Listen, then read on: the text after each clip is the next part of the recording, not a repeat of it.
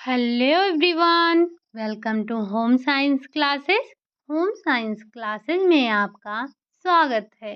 कैसे हैं आप? आशा करती हूँ अच्छे होंगे, खुश होंगे, मस्त होंगे और पढ़ाई कर रहे होंगे। आपको पता है कि आज है संडे और आज हम डिस्कस करते हैं अपना प्रैक्टिस सेट। प्रैक्टिस भी वही होती है, हम उन्हीं क्वेश्चनों को लेते हैं जो हम मंडे टू सैटरडे पढ़ते हैं। उसी से रिलेटेड हम क्वेश्चन करते हैं संडे को। आज की आपकी प्रैक्टिस सेट है वो है 52 नंबर की, जिसमें आज हमने आपके लिए 40 क्वेश्चन रखे हैं। रिलेटेड उन्हीं क्वेश्चनों से हैं जो आपने मंडे टू सैटरडे पढ़ा था। तो आपने मंडे टू सैटरडे पढ़ा क्या था? आपने पढ़ा था सबसे पहले आपने जो मंडे, ट्यूसडे, वेडनेसडे, थर्सडे आपने 4 दिनों में समाप्त किया था अपने रेसों के परीक्षण को। आपने देखा था कि रेसों के परीक्षण करने पर हम किस-किस तरह से रेसों का परीक्षण कर सकते हैं, आपने इसके बारे में समझा था। उम्मीद है कि आपने जो हमारे रेसे थे, उसको एक बार फिर से अच्छे से पढ़ लिया होगा, उनकी विशेषताओं को समझ लिया होगा। इसी के साथ हमने बात की थी केयर सिंबल की। केयर सिंबल के साथ-साथ हमने थोड़ा बहुत बाटिक कला के बारे में समझा था। तो इन्हीं से रिलेटेड आज हम क्वेश्चन करने वाले हैं। चलिए बढ़ते हैं हम अपने आज के पहले क्वेश्चन की तरफ। पहला क्वेश्चन है आपका, सबसे अधिक प्रत्याशता। सबसे अधिक प्रत्याशता आपका पाया जाता है, किसमें पाया जाता है? क्या ये रेशम में पाया जाता है? क्या ये लिनन में पाया जाता है? क्या ये कपास में पाया जाता है? या फिर ये प्रत्यास्था आपको ऊन में देखने को मिलती है? प्रत्यास्थता मतलब तो आपको समझ में ही आ रहा होगा कि जब आप रेशों को खींचते हैं, खींच कर छोड़ने के बाद वो पुनः अपनी स्थिति को प्राप्त कर लेते हैं या पुनः अपनी आकृति को प्राप्त कर लेते हैं, तो वही आपकी प्रत्यास्था कहलाती है, यानी कि आपके वस्त्रों की या रेशों की प्रत्यास्था कहलाती है। तो ये विशेषता है किसकी? क्या ये रेशम का है? क्या ये लीलन का है? क्या ये कपास का है या फिर ये ऊन का है? तो हमें पता है कि ये जो हमारी प्रत्यास्थता सबसे अधिक देखने को मिलती है, वो मिलती है ऊन में। हम ऊनी रेशों में ही प्रत्यास्थता को देखते हैं। जो हमारे रेशे दिए गए हैं, सबसे अधिक प्रत्यास्थता वाला हमारा ऊन ही है। अगला क्वेश्चन है आपका, क्वेश्चन नंबर दूसरा है, सभी प्राकृतिक रेशों में सबसे लंबा, हल्का, आकर्षक एवं सुंदर रेशा है। ये किसी एक रेशे की इतनी विशेषता बताई गई है कि वो जो है आपका सबसे हल्का है, प्राकृतिक जगत में सबसे लंबा है, सबसे आकर्षक है और सबसे सुंदर रेशा है। क्या ये कपास का रेशा है? क्या ये लिनन का रेशा है? क्या ये रेशम का रेशा है या फिर ये ऊन का रेशा है? हमें पता है यहाँ पर जितने भी रेशे दिए गए हैं हमारे सब कैसे हैं? सारे के सारे हमारे प्राकृतिक रेशे हैं। अब इसमें वानस्पतिक जगत के भी हैं और आपके जो हैं प्राणिज जगत के भी हैं। यहाँ पर हमसे ये वानस्पतिक और प्राणिज जैसा कुछ नहीं पूछा गया है। यहाँ पर हमसे प्राकृतिक जगत का पूछा गया है। तो इसका मतलब जो हमने पढ़ रखा है ना कि जो प्राकृतिक जगत के जितने भी रेशे होते हैं, सारे के सारे स्टेपल होते हैं सिवाय रेशम के। रेशम ही एक ऐसा रेशा है जो प्राकृतिक जगत में सबसे लंबा, यानी कि ये फिलामेंट है, सबसे लंबा, आकर्षक और सुंदर होता है। हल्का पिन देखा जाए तो ये सबसे हल्का होता है। आपने जब परीक्षण किया था तो वहाँ पर देखा था ना कि अगर हम इसे इसकी एक तह में खोल दें, तो इसके जो रेशे हैं वो लहराते हुए हमें मिलते हैं। यानी कि चाहे हम इसके कपड़ों की बात करें या रेशों की बात करें, तो जो इसके कपड़े होंगे वो बहुत ही हल्के होते हैं। अगर हमें असली और नकली रेशम की पहचान करनी है, तो हम क्या कर सकते हैं? अगर असली रेशम होगा, तो वो एक तह रखने पर हवा में लहराता रहेगा। लेकिन अगर वही आपका नकली रेशम है, तो उसमें भारीपन आपको ज़्यादा देखने को मिलेगा, वो भारी ज़्यादा होगा, ठीक? तो यहाँ पर किस रेशे की विशेषता बताई जा रही है? वो बताई जा रही है आपके रेशम की रेशे की विशेषता, जो कि प्राकृतिक जगत में सबसे लंबा, हल्का, आकर्षक और सुंदर रेशा होता है। ठीक, बढ़ते हैं हम अपने अगले क्वेश्चन पर। क्वेश्चन नंबर 3 है आपका, रेशों के पहचान परीक्षण में सर्वाधिक विश्वसनीय परीक्षण है। यानी कि जब आप रेशों का परीक्षण कर रहे हो तो सबसे विश्वसनीय परीक्षण किसे मान सकते हैं? क्या सूक्ष्मदर्शी परीक्षण को मानेंगे? क्या आप बाह्य आकृति को मानेंगे? या फिर आप वस्त्र विदीर्ण परीक्षण को मानेंगे? या फिर आप इंक परीक्षण मानेंगे? पहली बात, अगर हम इंक की बात करें तो जो हमारा इंक परीक्षण है हम 2 पर ही तो कर पा रहे थे। हमारा 2 ही रेशा ऐसा था जिस पर हम इंक परीक्षण कर पा रहे थे। अब इसी में आपका, अगर हम बात करें वस्त्र विदीर्ण यानी कि जो वस्त्र को फाड़ कर पहचानने की बात है, तो हम इसको भी आसानी से नहीं पहचान सकते हैं। लेकिन वहीं अगर हम सूक्ष्मदर्शी की बात करें, तो सूक्ष्मदर्शी के द्वारा किया गया परीक्षण सबसे विश्वसनीय होता है। ये आपने देखा था, समझा था और जाना था। सबसे विश्वसनीय हमने किसको माना था? तो सबसे विश्वसनीय जो परीक्षण माना था वो हमने सूक्ष्मदर्शी परीक्षण को माना था। बाह्य आकृति इतनी परिसज्जाएँ की जाती हैं, इतनी ज़्यादा परिसज्जाएँ की जाती हैं कि बाह्य आकृति से इतना हम आसानी से चीज़ों को नहीं पहचान सकते हैं। ठीक? अगला क्वेश्चन है आपका, क्वेश्चन नंबर 4 है। कपास के रेशे देखने में, यानी कि यहाँ पर बात की जा रही है बाह्य आकृति की। ठीक, तो कपास के रेशे देखने में कैसे होते हैं? चिकने, चमकीला, सीधा, कड़कीला लगता है। चिकना, चमकदार परंतु फुज्जीदार दिखता है। लंबा, हल्का, लहरदार एवं सुंदर लगता है। या फिर भद्दा, सख्त, खुरदुरा एवं फुज्जीदार दिखता है। तो आपने कपास का परीक्षण किया था, बाह्य आकृति उसकी देखी थी, उसको स्पर्श करके देखा था। क्या वो कभी आपको नरम दिखाई दिया, मुलायम दिखाई दिया? नहीं।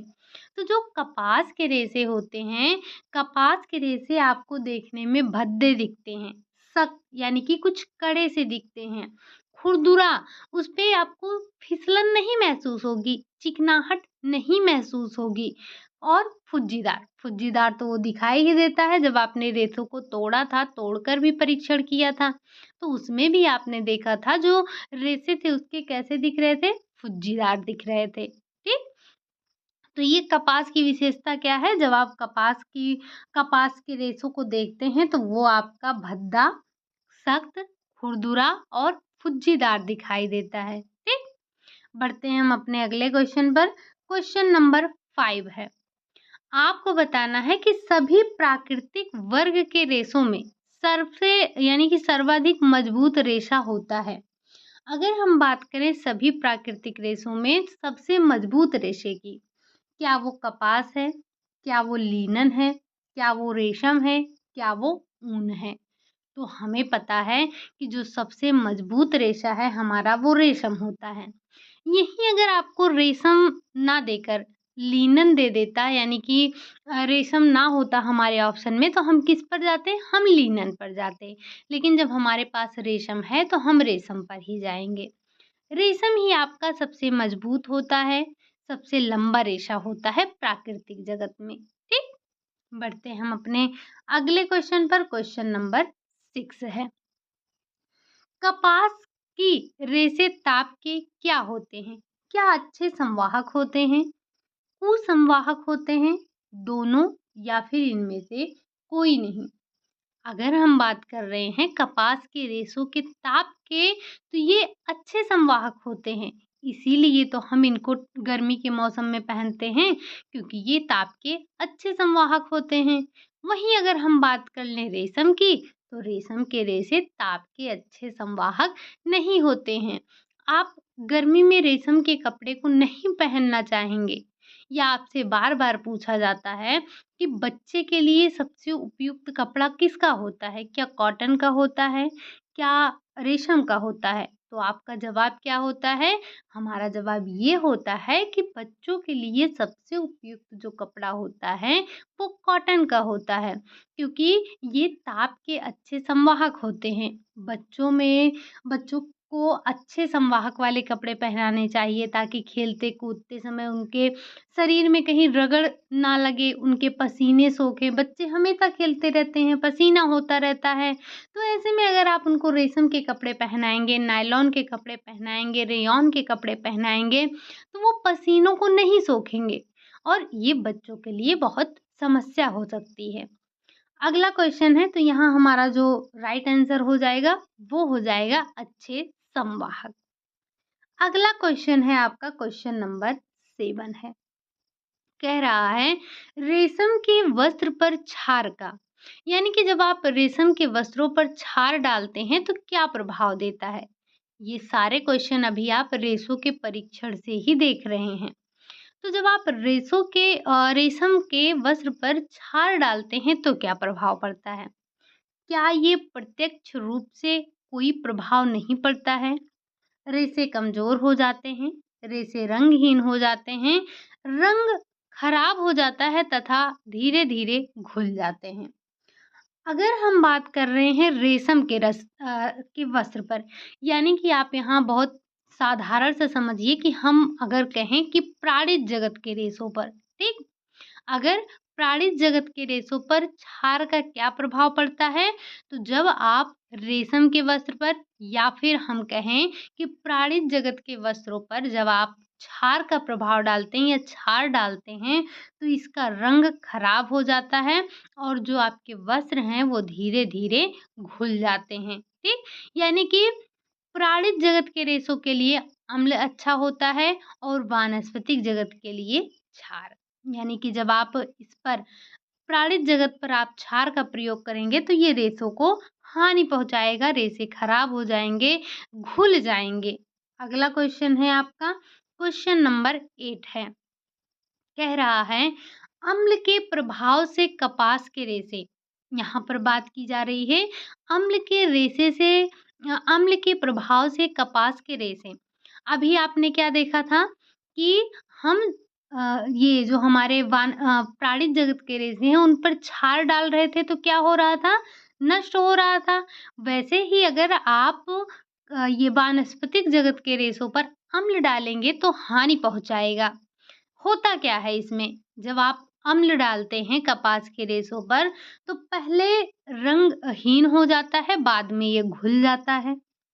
रेशे घुलते नहीं हैं बल्कि फूल जाते हैं, रंग खराब हो जाता है और फिर धीरे-धीरे ये घुल जाता है और लास्ट है आपका इनमें से कोई नहीं।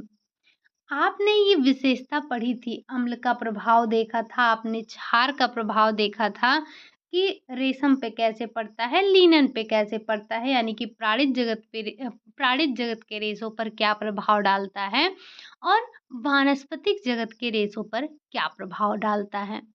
तो हम बात कर रहे हैं कि जो अम्ल के प्रभाव से जो कपास के रेशे होते हैं, वो पहले रंगहीन हो जाते हैं और बाद में ये घुल जाते हैं, ठीक?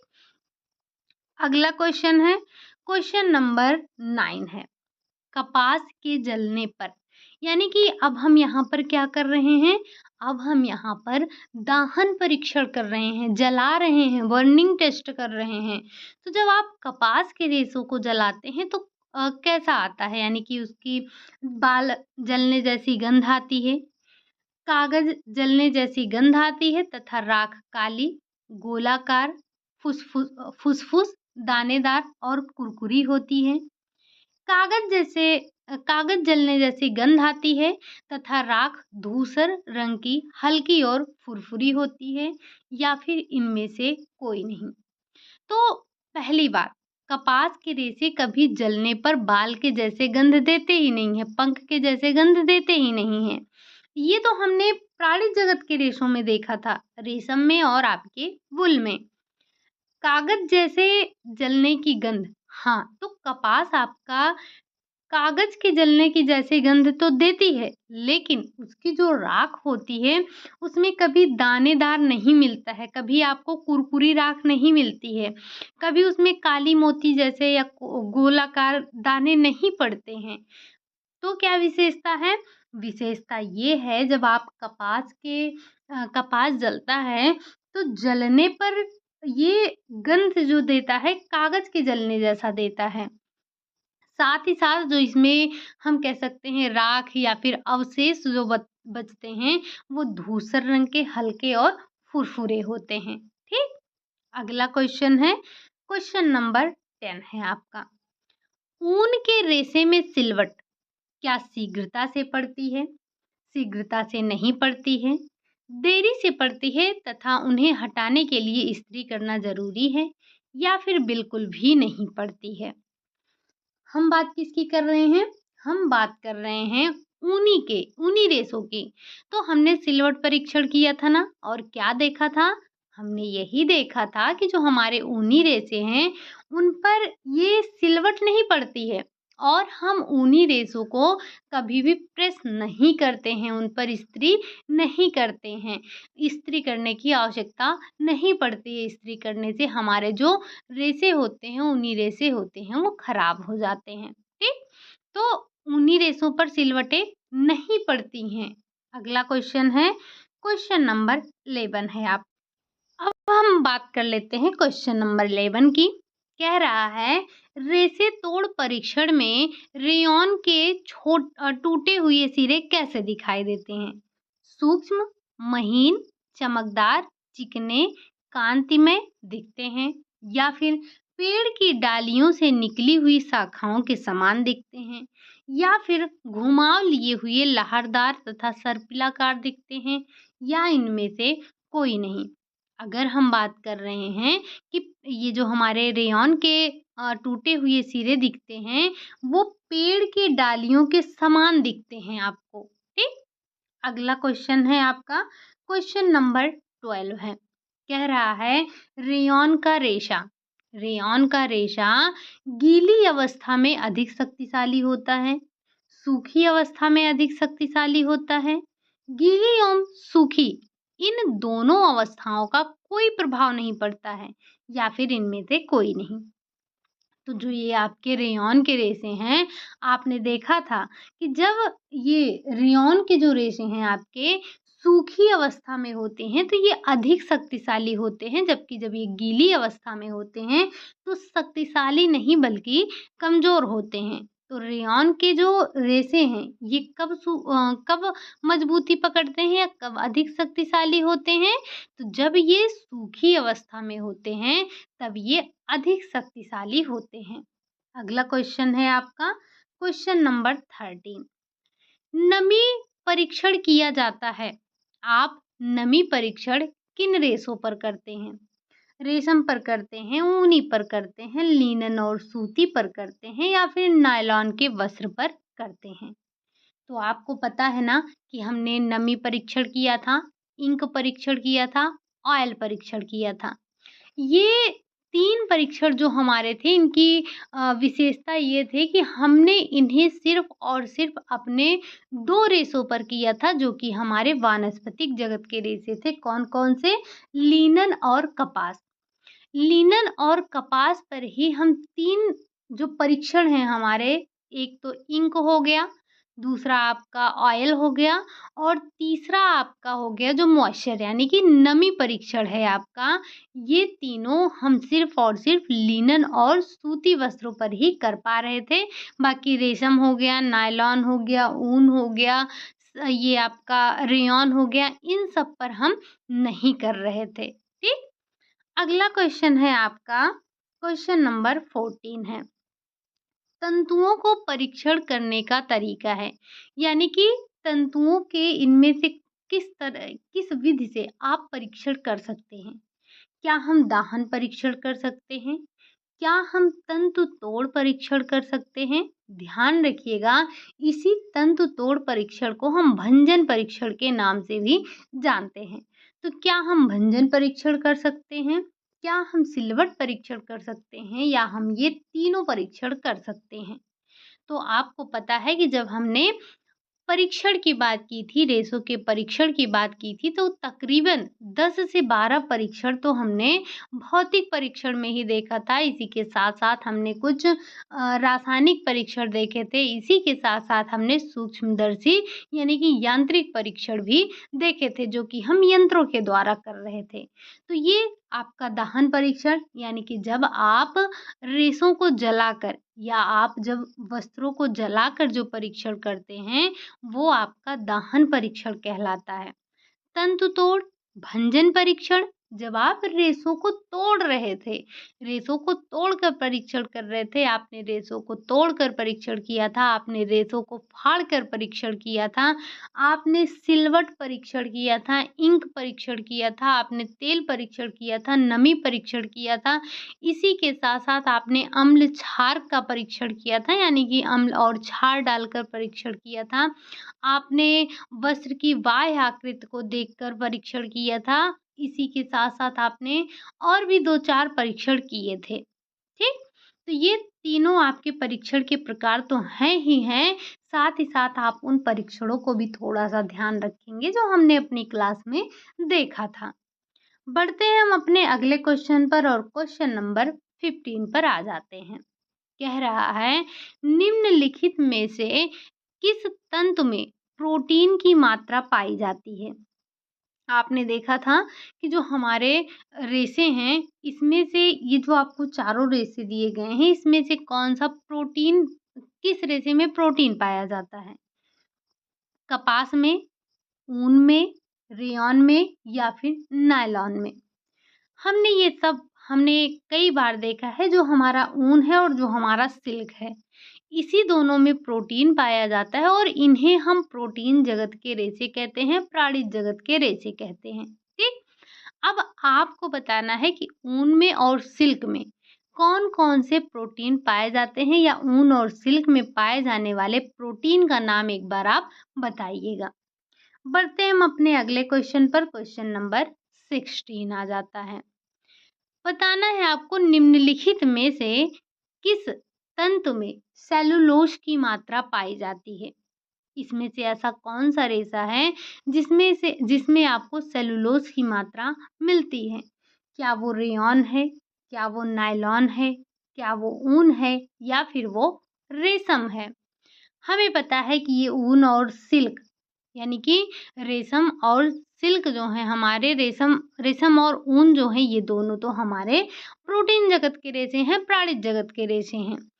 नायलॉन ये हमारा पूरी तरह से कृत्रिम रेशा है, लेकिन ये जो हमारा रेयॉन है, रेयॉन हमारा 50% इसमें सेलुलोज पाया जाता है। तो इसमें से आपका सेलुलोजिक जगत का रेशा कौन-सा है या किस रेशे में सेलुलोज पाया जाता है? तो वो है आपका रेयॉन। रेयॉन में 50% आपका सेलुलोज होता है और 50% इसमें केमिकल पाया जाता है। अगला क्वेश्चन है, क्वेश्चन नंबर 17 है। कोकून से प्राप्त होता है, क्या प्राप्त होता है? कपास, रेशम, रेयॉन, लिनन।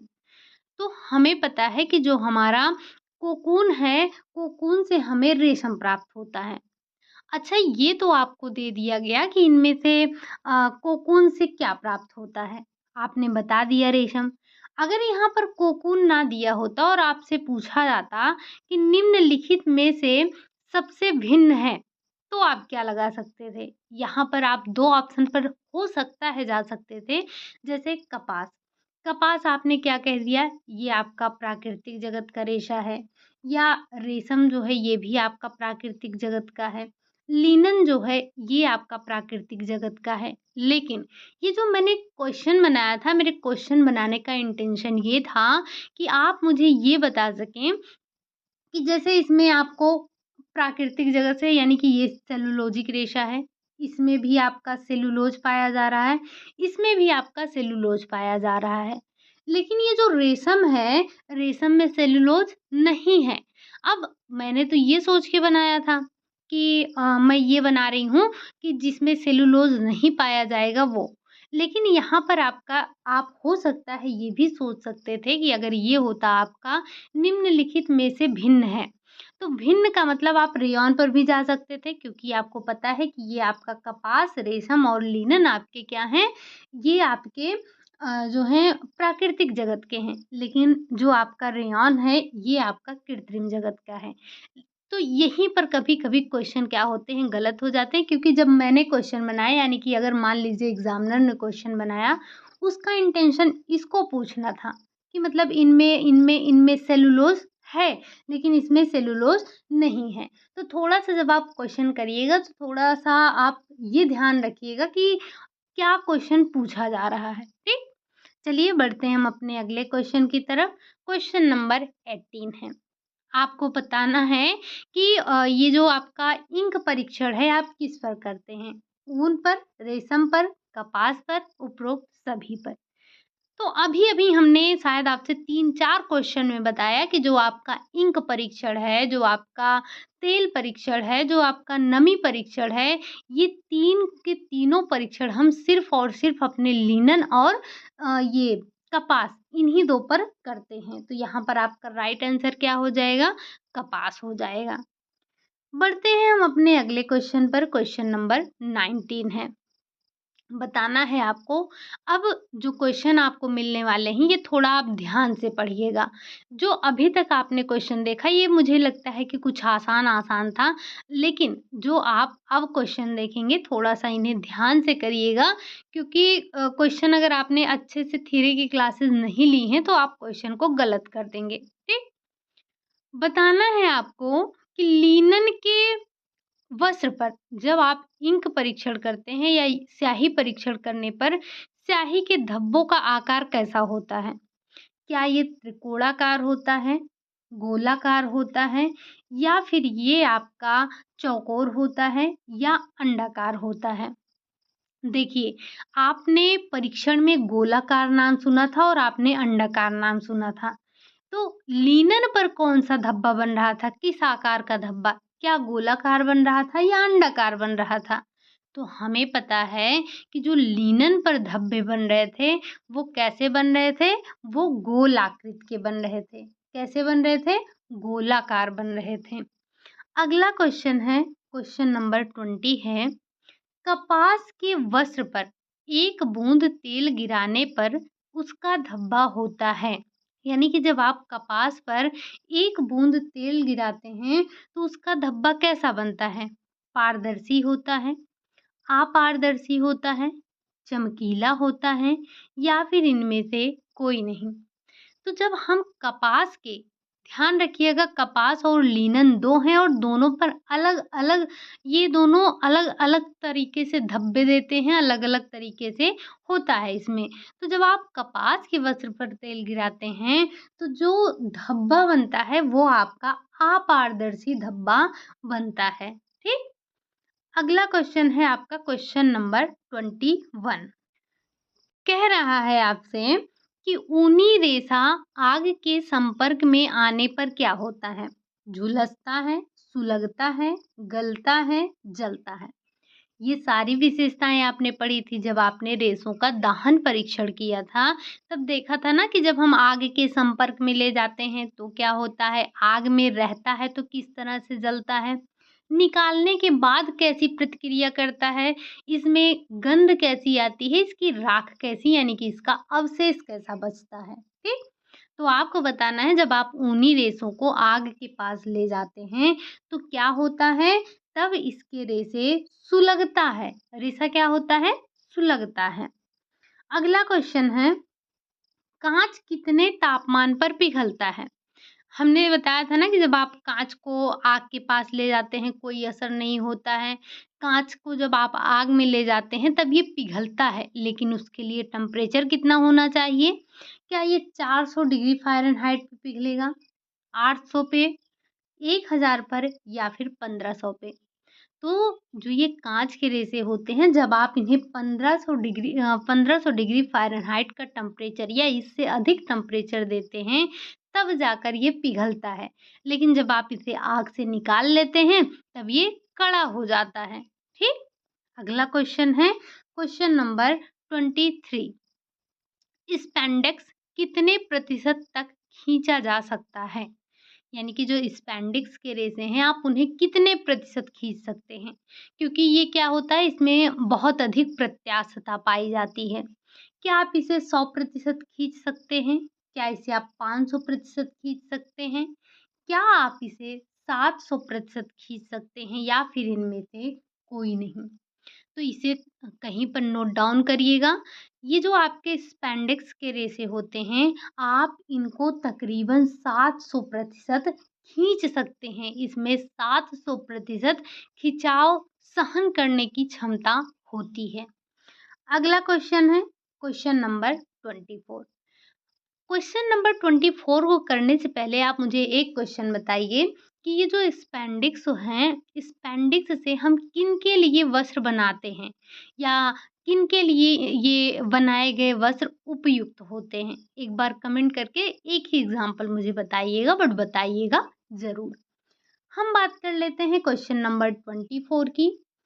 कह रहा है वस्त्र पर लगाए गए लेबल। यहाँ से आपको 2, 4, 6 क्वेश्चन लेवल से भी मिलेंगे। हो सकता है आपको समझ में आ गया हो कि लेवल क्या है, कैसे लगता है, क्या बताता है, लेकिन हमारे लिए 2-4 क्वेश्चन करना ज़रूरी है। तो अगर आपने केयर सिंबल पढ़ा है, तो आप आसानी से कर पाएँगे। पहला यानी कि जो आपका सिंबल से पूछा गया क्वेश्चन है, वो ये है कि वस्त्र पर लगाए गए लेबल में त्रिभुज का जो प्रतीक है वो क्या दर्शाता है? ऐसे त्रिभुज बना था ना, तो ये त्रिभुज क्या दर्शा रहा है? क्या ये टंबल ड्राई है? क्या ये आपका ब्लीच है? ड्राई क्लीन है, या फिर ये इस्त्री है? तो हमें पता है कि जो हमारा त्रिभुज है, ये किसको दर्शा रहा है? ये आपका ब्लीच को दर्शा रहा है। अगर इसी में हमने 2 लाइन कर दिया, इसका मतलब क्या हो गया? इसका मतलब ये हो गया कि ये नॉन क्लोरीन ब्लीच के लिए बोल रहा है। अगर इस तरह कर दिया गया, त्रिभुज बना है और हमने इसको कट कर दिया, इसका मतलब हमें अपने इस वस्त्र पर ब्लीच नहीं करना है। टंबल ड्राई का क्या प्रतीक था? टंबल ड्राई का प्रतीक ये था। इसी के साथ-साथ आपने ड्राई क्लीन के लिए देखा था, ये था। इस्त्री के लिए ये आपका कुछ इस तरह से प्रेस बनाया गया था, ये आपका इस्त्री का प्रतीक था, ठीक? तो यहाँ पर आपसे क्या पूछा गया है कि जो त्रिभुज है, वो किस चीज़ को दर्शा रहा है? तो वो आपका ब्लीच को दर्शा रहा है, ठीक? बढ़ते हैं हम अपने अगले क्वेश्चन पर, क्वेश्चन नंबर 25। वस्त्र पर लगे लेबल में एक डॉट कितने तापमान को दर्शाता है? यानी कि जैसे भी आपके जैसे ये आपका मशीन बना था डिब्बा, यहाँ पर अगर एक गोली बनी, एक डॉट बना है, तो ये कितने टेम्परेचर को दर्शा रहा है? 30, 50, 95, 70। तो हमने क्या पढ़ा था कि जो एक डॉट है वो आपके 30 डिग्री को दर्शाता है, 2 डॉट 40 को, 3 डॉट 50 को, 4 डॉट 60 को, 5 डॉट 70 को, लेकिन जो छठवां डॉट है आपका, ये आपके 80 को नहीं, 90 को नहीं, बल्कि 95 डिग्री को दर्शाता है। इस चीज़ को आप कहीं न कहीं नोट डाउन ज़रूर कर लीजिएगा, ठीक? बढ़ते हैं हम अपने अगले क्वेश्चन पर, क्वेश्चन नंबर 26। ये आपको थोड़ा जो सीडी के क्वेश्चन हमने करवाए थे, क्वेश्चन नहीं, जो हमने सीडी की थ्योरी क्लास ली थी, पहली क्लास, उसमें थोड़ा आपके बुक के नाम है, तो एक बार हम उनको देख लेते हैं। 28 में रचित स्कूल ऑफ इन्फेंसी पुस्तक किसकी रचना है? क्या ये पेस्टोलॉजी की है, कमेनियस की है, ब्रांशन की है, या फिर इनमें से कोई नहीं? तो हमें पता है कि ये जो हमारी पुस्तक स्कूल ऑफ इन्फेंसी रची गई थी, जो कि 1628 में रची गई थी, ये पुस्तक आपके कमेनियस की है। किसकी है? कमेनियस की है। अगला क्वेश्चन है क्वेश्चन नंबर 27 है, कमेनियस की पुस्तक ऑर्बिस पिक्टस कौन सी है? ऑर्बिस पिक्टस, इसकी रचना कब हुई? 1628, 1630, 1657, 1760। तो हमें पता है कि जो कमेनियस की पहली पुस्तक थी जिसका नाम अभी-अभी आपने देखा, इन ये आपका कौन-सा था? ये आपका जो अभी-अभी आपने देखा स्कूल ऑफ इन्फेंसी, जो कि 1628 में रची गई थी, जबकि जो ये आपका ऑर्बिस पिक्टस है इसकी रचना 1657 में हुई थी। ठीक? इसे आपके बुक में 1957 है, तो थोड़ा-सा इसे करेक्शन करिएगा। अगला क्वेश्चन है question number 28। Infant development. Infant development पुस्तक किसके द्वारा लिखी गई? लुइजा के द्वारा, टेन के द्वारा, फ्रायड के द्वारा या फिर इनमें से कोई नहीं। तो ये जो आपकी इन्फेंट डेवलपमेंट पुस्तक है, ये आपकी लिखी गई थी, टेन के द्वारा लिखी गई थी। ये टेन द्वारा रचित पुस्तक है। अगला क्वेश्चन है question number 29। Biographical sketch of an infant. ये पुस्तक किसकी है? प्रेयर की है, डार्विन की है, स्टैनले हॉल की है या फिर इनमें से कोई नहीं। तो हमें पता है कि जो ये biographical sketch of an infant book है वो आपके डार्विन के द्वारा लिखी गई है। किसकी पुस्तक है? डार्विन की पुस्तक है। बढ़ते हैं हम अपने क्वेश्चन नंबर 30 पर। कह रहा है एडोलसेंस नामक पुस्तक किसकी रचना है? एडोलसेंस किसकी रचना है? स्टैनले हॉल की है, आपके डार्विन की है, वाटसन की है या फिर इनमें से कोई नहीं। तो हमें पता है कि जो ये सबसे पहले नाम आता है एडोलसेंस में, वो सबसे पहला नाम आता है स्टैनले हॉल का। ठीक। अगला क्वेश्चन है क्वेश्चन नंबर 31। अब ये आपका थोड़ा-सा 3-4 क्वेश्चन आपको मिलेंगे सत्य असत्य करके। यानी कि अगर आपने अपनी क्लास में थ्योरी की क्लास में अच्छे से देखा होगा तो आसानी से कर पाएँगे। अब हम बात कर रहे हैं किसके? सत्य और असत्य पर आधारित क्वेश्चन के। यदि अगर लिनन के वस्त्र पर स्याही की एक बूंद डाली जाए तो वह गोलाई में समान रूप से फैलती है, जबकि सूती वस्त्र पर यह अनियमित तरीके से फैलती है। ये कथन है आपका क्या है? सत्य है, असत्य है, आंशिक रूप से सत्य है या फिर संबंधित ही नहीं है।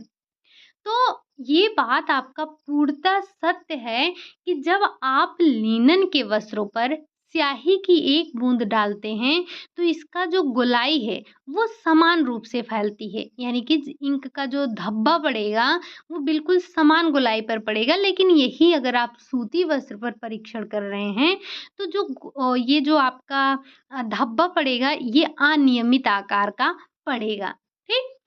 अगला क्वेश्चन है आपका इसी तरह का है।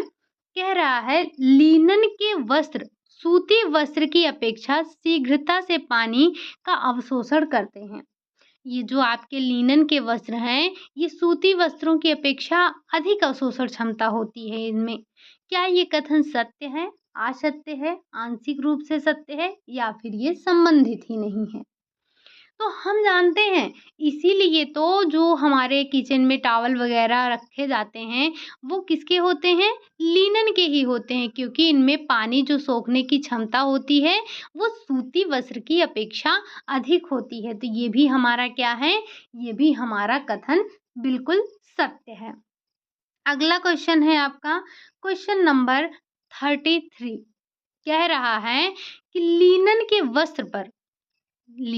वस्त्र पर दबाव डालने पर उसके धागे फिसल कर अगल-बगल हो जाते हैं, यानी कि अलग हो जाते हैं, जबकि कपास के वस्त्र को फाड़ने पर उसमें से आवाज़ आती है। क्या ये कथन आपका सत्य है, असत्य है, संबंधित नहीं है या फिर ये आपका क्या है? आंशिक रूप से सत्य है? तो हमने वस्त्र फाड़ने का परीक्षण भी किया था। तो जब आप लिनन के वस्त्र पर दबाव डालने पर उसके जो धागे हैं वो फिसल कर आपके अलग हो जाते हैं, और जबकि जब आप कपास के वस्त्र को फाड़ते हैं तो उसमें से आपको आवाज़ सुनाई देती है। कैसे? चर-चर चर-चर आवाज़ सुनाई देती है। कभी अपने कॉटन के कपड़े को जाके फाड़िए, नया कोई कपड़ा हो, मतलब बहुत पुराना ना हो कि वो उसकी जो सूत हो वो डैमेज हो चुके हों। कोई नया वस्त्र कॉटन का लीजिए और जब आप उसे फाड़ेंगे तो वो कर कर आवाज़ करता है, यानी कि उसमें से एक कर्कश सी आवाज़ आती है फाड़ने की, ठीक? तो ये कथन आपका पूर्णतः सत्य है। अगला क्वेश्चन है क्वेश्चन नंबर 34। लिनन वस्त्र पर तेल की बूंद गिराने पर अपारदर्शक, धुंधला व मटमैला धब्बा दिखाई देता है। यानी कि जब आप जो ये लिनन का वस्त्र है उस पर एक बूंद तेल गिराते हैं तो जो इस पर धब्बा बनता है ये अपारदर्शी, धुंधला और मटमैला धब्बा दिखाई देता है। क्या ये सत्य है या फिर असत्य है? तो ये कथन आपका आपने पढ़ा था ना? एक बार आप ईमानदारी से कमेंट करके बताइए कि कैसा होता है? तो ये कथन आपका पूर्णतः गलत है। क्या है? ये कथन आपका पूरी तरह से असत्य है। जो लिनन के वस्त्र होते हैं, ये जो विशेषता आप देख रहे हैं ना अपारदर्शी, धुंधला, मटमैला, ये आपके लिनन की विशेषता नहीं है। जब आप कपास पर परीक्षण करते हैं तब आपको जब आप कपास के रेशों पर एक बूंद तेल गिराते हैं तब आपका जो धब्बा होता है वो अपारदर्शक, धुंधला और मटमैला दिखाई देता है, ठीक? इसीलिए मैंने कहा था कि ध्यान से पढ़ना। आगे बढ़ते हैं, देखते हैं अपने क्वेश्चन नंबर 35 को। कह रहा है कि सूती वस्त्र पर तेल की एक बूंद गिराने पर पारदर्शी व चमकदार धब्बा दिखाई देता है। क्या ये सत्य है या असत्य है? अगर आपने इससे पहले वाले क्वेश्चन में ज़रा सा ध्यान दिया होगा तो आपको पता होगा कि ये कथन आपका पूर्णतः गलत है, क्योंकि ये जो विशेषता है पारदर्शी और चमकीलेपन की, ये आपकी विशेषता है लिनन की, ना कि सूती की। और हमें पता है कि चाहे हमारा इंक परीक्षण हो, नमी परीक्षण हो, तेल परीक्षण हो, हम इन्हीं दोनों पर ये परीक्षण करते हैं और रिजल्ट इसी का भी सही आता है। बाकी और जो आपके रेशे हैं उन पर परीक्षण करने का ये कोई मतलब नहीं है। अगला क्वेश्चन है क्वेश्चन नंबर 36। अब आ जाते हैं हम बाटिक के क्वेश्चन पर। बाटिक, बाटिक शब्द कहाँ का शब्द है? क्या ये यूरोप का शब्द है, एशिया का शब्द है, इंडोनेशिया का शब्द है, जापान का शब्द है? तो ये जो बाटिक शब्द है ये आपका इंडोनेशिया का शब्द है। कहाँ का है? इंडोनेशिया का शब्द है। अगला क्वेश्चन है आपका क्वेश्चन नंबर 37 कह रहा है बाटिक कला का प्रारंभ कहाँ से हुआ? ये जो आपका बाटिक कला है ये कहाँ से इसकी शुरुआत हुई? क्या टोक्यो से हुई, जावा से हुई, रोम से हुई या फिर इटली से हुई? तो हमें पता है कि ये इंडोनेशिया के जावा से शुरू हुआ था। कहाँ से हुआ था? जावा से शुरू हुआ था। या कभी भी आपसे पूछा जाए कि बाटिक कला का जो उद्भव है वो कहाँ से हुआ? तो वो जावा से हुआ था। अगला क्वेश्चन है क्वेश्चन नंबर 38 है। कपड़े पर लगे लेबल में वृत्त दर्शाता है, यानी कि जो आपके कपड़े पर लेबल लगा है उसमें जो एक सर्कल बना है वो किस चीज़ को इंडिकेट करता है? क्या ये आयरन को करता है, ब्लीच को करता है, ड्राई क्लीन को करता है या फिर इनमें से कोई नहीं? तो हमें पता है कि अगर आयरन का निशान बना है इसका मतलब वो आयरन करने के लिए बोल रहा है, यानी कि हमें अपने कपड़ों को इस्त्री करना है। अगर ब्लीच का है तो त्रिभुज बना होगा। त्रिभुज किस चीज़ को दर्शाता है? तो ब्लीच को दर्शाता है। लेकिन ये जो आपका वृत्त बना है या जिसे हम कह रहे हैं सर्कल बनाया गया है, ये आपके ड्राई क्लीन को दर्शाता है। लेकिन यही अगर एक वर्ग में बना दिया जाए तो ये आपका क्या हो जाएगा? टंबल ड्राई हो जाएगा। अगला क्वेश्चन है क्वेश्चन नंबर 39। कपड़े को इस्त्री करते समय कपड़े को इस्त्री करते समय हाई हीट के लिए कितने डॉट का प्रयोग किया जाता है? आपने देखा था एक हाई हीट था, एक आपका वार्म था, एक कोल्ड था आपका, 3 देखा था आपने। तो जब आप हाई हीट दर्शाना चाहते हैं तो कितने डॉट का प्रयोग करेंगे? 1, 2, 3 या फिर 8? तो हमें पता है कि 1 डॉट आपका कोल्ड को दर्शाता है, 2 वार्म को, तीसरा जो है आपका वो हाई हीट को दर्शाता है। यानी कि अगर पानी की बात करें तो कोल्ड, वार्म और हॉट है, ठीक? अगर हम इस्त्री में यही चीज़ कर रहे हैं तो इस्त्री ये वाली इस्त्री, ठीक? ये वोमेन वाली इस्त्री हो गई। तो ये आपके जब 3 डॉट है इसका मतलब ये हाई हीट को दर्शा रहा है। अगला क्वेश्चन है और आज का आपका लास्ट क्वेश्चन है, कपड़े के लेबल पर वर्ग के अंदर बना वृत्त दर्शाता है। ये वाला ये वाला निशान आपको क्या दर्शाता है? ब्लीच को? नहीं, ये तो त्रिभुज है। Tumble dry? हाँ, ये क्या है? ये आपका टंबल ड्राई का निशान है। आयरन आपने देखा कुछ इस तरह से बना होता है।